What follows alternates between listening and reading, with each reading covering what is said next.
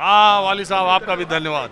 मगर एक बात बताऊं, आपके जब आप बात कर रहे थे तो ये आपके साथ बैठे लोग कह रहे थे ये यार यूएस सिटीजन है। नहीं, हम यूएस सिटीजन नहीं है, ये ये ऐसे ही अमेरिका में रहते आए। हम आते जाते हैं, मगर हम ये आप ट्रम्प से डर रहे हैं क्या? ट्रम्प का वहाँ क्या माहौल है? ट्रम्प का क्या माहौल है? 95%, 96% लोगों को ये परेशानी नहीं है। It is only 4% people. सिर्फ एक चीज़ पता है इनको कि yes our country is supreme, that is it. बाकी कुछ नहीं पता है। यूएस वालों को कुछ नहीं पता, इसीलिए ट्रम्प जैसा बंदा राज कर रहा है उन पे। वोट से राज कर रहा है। वही जब लोगों को पता ही नहीं है क्या हो रहा है दुनिया में, तो वो वोट भी वैसे ही दे रहे हैं। अगर वो जानते कि दुनिया में क्या हो रहा तो वो ट्रम्प को वोट नहीं देते। छोड़िए अब ट्रम्प पर कहा जाए, अभी हम लोग बंगाल पे पेट्रोल पंप पर हैं और बंगाल पर हैं। पेट्रोल पंप पे क्या जी, आज तो 985 रुपये गैस, कमर्शियल गैस में रेट बढ़ गया। करेंगे और अब धीरे धीरे डोमेस्टिक गैस में भी होगा, फिर पेट्रोल में भी होगा। वो तो होगा, वो तो इतना इलेक्शन के बाद ही क्यों, पहले क्यों नहीं हुआ? यार आप भी खूब बात बताते हो यार। अभी ये आपको बताने की जरूरत है। 3 महीने से ये चल रहा है। तो ये बताने कोई भी सरकार, देखिए इसमें वर्तमान सरकार कोई भी सरकार नहीं बढ़ाती है यार। कौन सा आदमी है जो पेट्रोल और हमारे देश की प्रॉब्लम है, पीछे जो कुछ हो गया मोदी के दौर में नहीं होना चाहिए, वो बर्दाश्त नहीं है। चाहे पूरी दुनिया जल जाए, हमारा देश रहना चाहिए आसान। अमेरिका ने 3 महीने पहले बढ़ा दी, जिसने जंग करी वहाँ 3 महीने पहले। आप देखें, हम कोई भी सरकार रहती तो वो ये 5 स्टेट में इलेक्शन है, वो पेट्रोल डीजल का दाम बढ़ा देगी 15 रुपया 20 रुपया सिलेंडर का। कोई तो अपने पैर में कौन कुल्हाड़ी मारेगा? बढ़ाना चाहिए। इसका मतलब सारे नेता लोग आम लोगों को बेवकूफ समझते हैं। सारी नैतिकता प्रधानमंत्री मोदी और बीजेपी से ही आपको चाहिए कि चुनाव हो रहा है और वो दाम बढ़ाएं और चुनाव हारे। बिल्कुल चाहिए, तभी तो हम उनको वोट करते हैं, तभी तो चाहते हैं। यही ममता बनर्जी यूपीए सरकार को समर्थन दे रही थी और इसी तरह तेल बढ़ने की बात आई थी और इन्होंने एकदम वीटो लगा के रुकवाया था। तभी तो हम चाहते हैं कि ममता बनर्जी की सरकार गिर जाए, इसलिए तो चाहते हैं मोदी जी की सरकार आ जाए। और ये भी भरोसा रखते हैं कि मोदी जी काम करेंगे। अगर वो भी नहीं करेंगे फिर फायदा क्या हुआ? अच्छा एक बात बताइए, आपको बंगाल में क्या लग रहा है? एग्जिट पोल के बाद कंफ्यूजन है या आपको? कंफ्यूजन तो है, पर जिस हिसाब से ममता जी बौखलाई हुई है उस हिसाब से लगता है कि शायद वो हारने की कगार पे है। उनकी बॉडी लैंग्वेज, जैसे वो स्ट्रांग रूम में 4 घंटे बैठी, बाहर उनके वो एमएलए एमपी धरना पे बैठे, तो उससे तो लगता है कि आज सुप्रीम कोर्ट भी चले गए जी, ये स्टेट के लोगों को घुसने नहीं दे रहे हैं, हमारे लोगों को वहाँ उन्होंने स्ट्रांग रूम में नहीं बुलाया।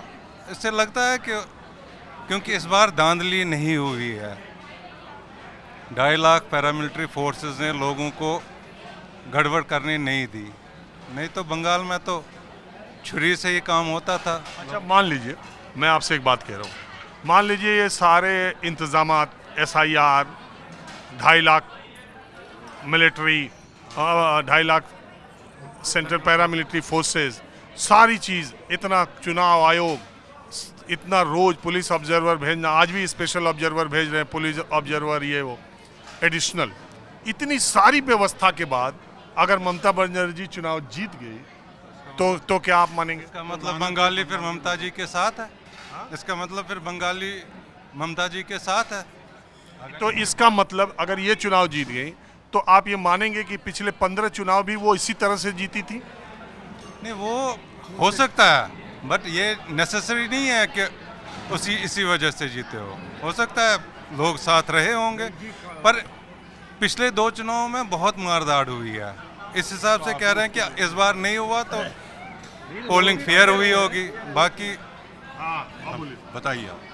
आप वही क्या देखे, जब हर चौराहे पर, हर चाय की दुकान पर, कॉफ़ी होम में, हर जगह आजकल तक बंगाल इलेक्शन हुआ 5 स्टेट में, एक झटके में आम आदमी से 5 स्टेट का नाम पूछ दीजिए तो नहीं बता पाएगा। हर आदमी बंगाल बंगाल बंगाल, क्योंकि इस देश के आम लोगों का इंटरेस्ट कि केवल उसी सब्जेक्ट जहां हिंदू मुसलमान होता है।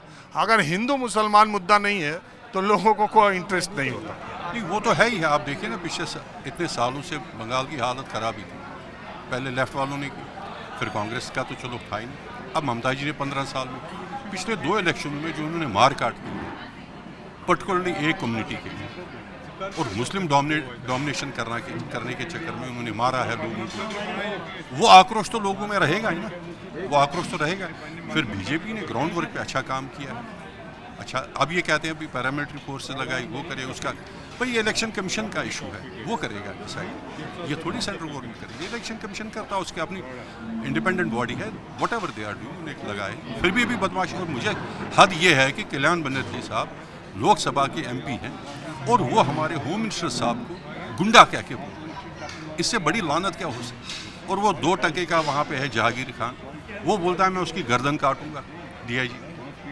आप देखिए ना भाषा क्या इस्तेमाल कर रहे हैं, वो बौखलाए गए हैं। बीजेपी का जीते न जीते दर्ज। गृह मंत्री जी ने भी कुछ बोला था वहाँ के गुंडों के लिए, अमित शाह का उनका बयान याद है? नहीं, उन्होंने क्या बोला था? ये बोला उनको अगर जो गुंडागर्दी करेगा उनको उसके लाइन सबक सिखाएंगे। गाली तो नहीं दी ना। जो टीएमसी के गुंडों को हमारी सरकार आई तो उल्टा लटका देंगे, बंगाल के बाहर भेज देंगे, ये गृह मंत्री की भाषा ठीक है? गर्दन काटने में फर्क। नहीं, वो भाषा भी गलत है। नहीं, आप ये बताइए, देश के गृह मंत्री की ये भाषा मंच से सार्वजनिक तौर पर ठीक है? ऐसे तो सारे बोलते हैं, ऐसे किसने नहीं बोला। आप ये बोला ऐसे, आप किसी भी पार्टी, ये गृह मंत्री से भी ये भाषा अपेक्षित नहीं है। आप ये मान लीजिए, ऐसी कौन सी पार्टी है जो ऐसी यूज नहीं कर रही? तो बस ठीक है, जब सब बोल रहे हैं तो बोल रहे हैं। ये तो कौन सी आफत आ गई। बस बीजेपी 25-30 सीटें फालतू की, वो जीत जाएगी। We want BJP should be there. Bharatiya Janata Party जीतेगी, guaranteed, be assure of. They have work, उन्होंने ग्राउंड लेवल पे काम किया है। लोग जो मरे हैं उनके साथ गए हैं, कौन पूछता? ममता दीदी पूछे आरजी कार हॉस्पिटल का है आप कैसे, दूसरी जगह का, किसने पूछा उनको? किसी ने नहीं पूछा। ये बेचारे जाते हैं, अभी भी वो गुंडा बदमाशी कर रहे हैं। ठीक है, गवर्नमेंट अपना टाइम ले लेगी, जो करना होगा दे विल डू इट। इनकी नीति अच्छी है। आप कुछ बताओ। बोले साहब, नहीं, बंगाल के बारे में चर्चा चल रही है, क्या आपका मिजाज बता रहा है? 50-50 है साहब, मतलब दोनों भी जीत सकते हैं। बीजेपी भी जीत सकती है, तृणमूल भी जीत सकती है।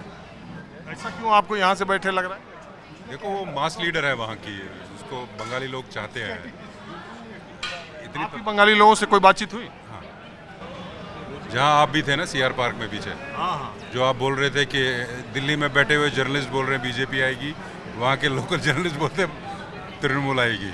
वहीं बैठा था मैं भी। हाँ, तो ये बात तो सही है। आप कोई भी बांग्ला का जो रेप्यूटेड यूट्यूब या इंडिपेंडेंट जर्नलिस्ट है, आप उनका देखिए, ट्वीट्स देखिए, उनके वीडियोस देखिए, तो वो टीएमसी को एक तरफा जिता रहे हैं। दिल्ली के नेशनल मीडिया के जितने एग्जिट पोल आए जो हमारे चैनल पे भी चले, वो ज़्यादातर एक दो टीएमसी दिखा रहे हैं, बाकी सब बीजेपी ही दिखा रहे हैं। थोड़ा सा तो एग्जिट पोल पे भरोसा होता ही है, क्योंकि कुछ ना कुछ सर्वे तो करते ही है। और अगर एग्जिट पोल से सही नहीं है तो माई इंडिया एक्सेस वालों को ममता जी के लोगों ने बंद क्यों कर दिया? उनको सर्वे करने क्यों नहीं दिया? अगर उनको कोई डर नहीं लगता है तो उनको सर्वे कर देते सर्वे, वो भी अपना। इस चुनाव से 2-3 महीने पहले वो कोई सर्वे कर रहे थे, वो उनका कहना है उनके 20-22 लोगों को पकड़ के जेल में डाल दिया। वो कह रहे थे आप यहाँ क्या चीज़ का सर्वे, आपके पास क्या अथॉरिटी? अरे पब्लिक से बात करने के लिए कौन सी अथॉरिटी चाहिए? मैं अकेला माइक लेके गाँव घूमता रहता हूँ, पब्लिक से बात करता हूँ, कोई मुझे बंद कर दे कि तुम क्या कर रहे हो?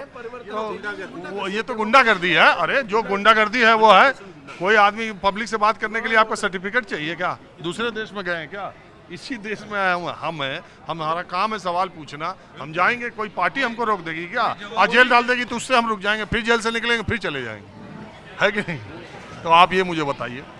हाँ, तो वो बात मैं कह रहा था कि तुम जानते क्या कहते हैं, उसके लिए भी लोग मजाक। भाई जनता देखिए कहने के लिए कुछ भी कहती है, तो कहते हैं सब क्या कि दिल्ली वाले पत्रकारों को दिल्ली में रहना है अब बंगाल वाले पत्रकारों को बंगाल में रहना। ठीक है, 50-50 है, आप 50-50 है, बट ये भी एक ठीक है कि एक बदलाव बड़ा ज़रूरी होता है। किसी भी टाइम के बाद एक लीडर के पास थॉट प्रोसेस ख़त्म हो जाता है डेवलपमेंट का, क्योंकि वही काम वो डेली करता रहता है। और देखिए एक बात और है, जब आपका शासन लंबा होता है तो एक नेचुरली एंटी इनकम्बेंसी आती है, वो बहुत कम जगह ऐसा है। मेरे ख्याल से मोदी जी की सरकार में ऐसी पॉसिबिलिटी कहीं आज तक दिखी नहीं। इतनी सीटें कम हो गई, 240 पर चले गए, वो क्या कहेंगे? और भी बहुत सारे रीजन है, आपको अच्छी तरह पता है, पत्रकार हो, क्या रीजन है। किसी रीजन के बाद नहीं, आप कोई भी रीजन हो, अगर सीट घट गई तो आप उसको ये मानते हो कि उसकी लोकप्रियता में, उसके ग्रिप में कमी आया। तो है, मगर ये ममता जी ने काफ़ी बिलो एक्सपेक्टेशंस जो उसकी उन्होंने एक डिस्प्ले दिया है। He has not proved to be a good leader. चलिए आप लोगों ने अगर आपका देश सुरक्षित रहेगा, अंदरूनी मसले खुद ठीक हो जाए। पहले मोदी जी वही काम कर रहे हैं, देश को मजबूत बनाओ, अंदर वाले मसले अच्छे खुद ऑटोमेटिक। उसको भी डर लग गया। देश को मजबूत बना रहे हैं, सारे काम कर रहे हैं। आप देखो ना डिफेंस सेक्टर कहाँ से कहाँ पे सारे आ रहे हैं। वो चीज़ को पार्लियामेंट में ये कहा बांग्लादेश के वो MP हाँ, सुना मैंने।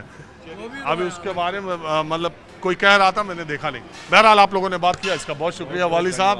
और अमेरिका में रहते हैं तो बताया कीजिए, ट्रंप नहीं सुन रहा है ना हमारा कार्यक्रम देख रहा है। एक पंच लाइन इनके बारे में बताएगा कि ये NRI थे, अमेरिकन सिटीजन है, और देख तो मैं जब बोले तो बोल दिया, तो ये तो हम ट्रंप के डर से नहीं बता रहे हैं। तो मैं कह रहा हूँ मेरा कार्यक्रम ट्रंप नहीं देखते, और देखेंगे तो समझ भी नहीं पाएंगे। बहरहाल आप लोगों ने बात किया, इसका बहुत शुक्रिया।